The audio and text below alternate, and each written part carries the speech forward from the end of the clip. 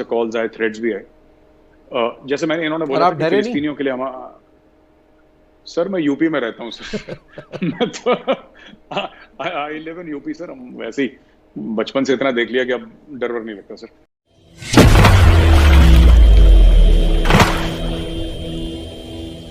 जो fear of major Gaurav Arya in Pakistani diaspora में है, जो पाकिस्तानी जो वहाँ रहते हैं, फवाद चौधरी आपके बहुत बड़े फ़ैन हैं, और दीगर लोग बहुत बड़े फ़ैन हैं, बार बार आपके नाम का जिक्र आता है। इवन ये कि ISPR बाकायदा आप पे नज़र रखता है।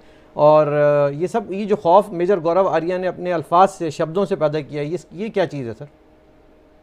अनीस साहब, ये खौफ अल्टरली वो खौफ नहीं है। मैं आपको बताता हूँ इशू क्या है। जो मेरे वीडियोज हैं, मैं कोशिश करता हूँ कि रिसर्च करके बोलूँ। जैसे इन्होंने बोला था कि, एक मैं एग्जांपल देता हूँ जिसकी वजह से काफी मुझे पाकिस्तान से कॉल्स आए, थ्रेड्स भी आए। जैसे मैंने इन्होंने और बोला था आप कि डरे नहीं? फिलिस्तीनियों के लिए हम सर मैं यूपी में रहता हूँ सर। मैं तो I live in UP sir. हम वैसे ही बचपन से इतना देख लिया कि अब डर वर नहीं लगता सर। तो अनिल साहब ऐसा है कि तो मैंने बात करी तो कह रहे फिलिस्तीनियों के साथ हमारा बड़ा दर्द है और हम अपने भाई मानते हैं। तो मैंने सिर्फ ये बोला कि आपको ब्लैक सितंबर की बात होगी, 70s में हुआ था। एक ब्रिगेडियर जियाउल हक हुआ करता था पाकिस्तान आर्मी का, जो बाद में आपका प्रेसिडेंट बना और आपका आर्मी चीफ बना। उसने कितने हजार पैलेस्टीनियंस को मारा था पाकिस्तानी फौज का इस्तेमाल करके, जरा पता लगा लीजिए। तो वी डू रिसर्च। मैं आपको बताता हूँ, वीडियोज में जो मेरे वीडियोज हैं उसमें 20 से लेकर 25% व्यूइंग पाकिस्तान की है सर।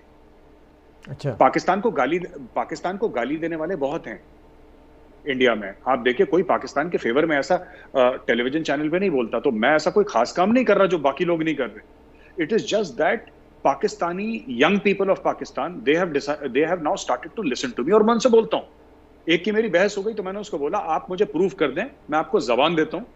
मैं इस वीडियो में आके दोबारा आपसे आपका नाम लेके हाथ जोड़ के आपसे माफी मांगूंगा अगर मैंने झूठ बोल दिया। ठीक। मैं आपसे माफी मांगूंगा।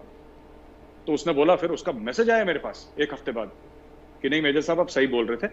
तो एक्चुअली क्या है कि lot of people, around 25% of all videos of mine, they are watched in Pakistan. इसलिए उनको ज्यादा सिर्फ कोई गाली देने से पाकिस्तान को या पाकिस्तानियों उससे कोई फर्क नहीं पड़ता। बट उनको ये लगता है कि now he is starting to make an impact inside Pakistan. वो उनको खतरा लगता है, इसलिए मेरे पीछे पड़े रहते हैं लोग। नहीं, वो इसलिए नहीं पीछे पड़े कि आपने ब्रिगेडियर जियाउल हक की बात की थी, वो इसलिए पीछे पड़े थे कि आप जनरल राहील शरीफ और जनरल कियानी के जजीरों और नौकरियों के बारे में भी साथ साथ बताते रहते हैं ना, कि हमारे जो आर्मी चीफ हैं वो ये कर रहे हैं। तो ये बातें ना किया करें फिर आप। बिल्कुल सर, वो बात कर रहे थे कि वो आप अपने आर्मी चीफ का बताया करें कि वो भाई वो कहाँ रहते हैं रिटायरमेंट के बाद। तो हमारे तो आर्मी चीफ बेचारे पेंशन पे जीते हैं। और अभी कभी बाहर चले गए तो इसलिए बाहर चले गए, किसी का बच्चा बाहर है तो 2-3 महीने रह के वापस गुड़गांव में रहते हैं सर, नोएडा में हैं। 3-3 बेडरूम्स के फ्लैट हैं, अपार्टमेंट्स हैं सर उनके। कोई चंडीगढ़ में रहता है तो उसका बंगलो इसलिए है क्योंकि चंडीगढ़ में जमीन थोड़ा सा सस्ती है मुकाबले दिल्ली के। तो वहां पे they live very normal lifestyle sir. कोई मतलब क्योंकि हमारे यहाँ वो रिवाज नहीं है ना जमीन देने का, जैसे पाकिस्तान में है कि जो आर्मी चीफ है तो उसको 100 एकड़ या 50 पता नहीं कितने एकड़ जमीन देते हैं। हमारे यहाँ तो 1 इंच जमीन नहीं देते। आपको चाहिए आप खरीदिए, मार्केट रेट पे खरीदिए, आपके लिए सस्ती जमीन भी नहीं करी जाएगी, आपको कुछ नहीं दिया जाएगा। तो जो भी आर्मी चीफ अपना घर बना रहा है, उस आर्मी चीफ का, कितने आर्मी चीफ्स हैं जो हमारे हैं उनका, इनका मैं नाम नहीं लेना चाहूंगा, एक जो स्टिल इन सर्विस है, full 4 star general, he is got a house in Noida sir. ये मेरे घर से 5 मिनट दूर उनका घर है, छोटा सा घर है सर, अपार्टमेंट, रह रहे हैं अपने तनख्वाह में रह रहे हैं।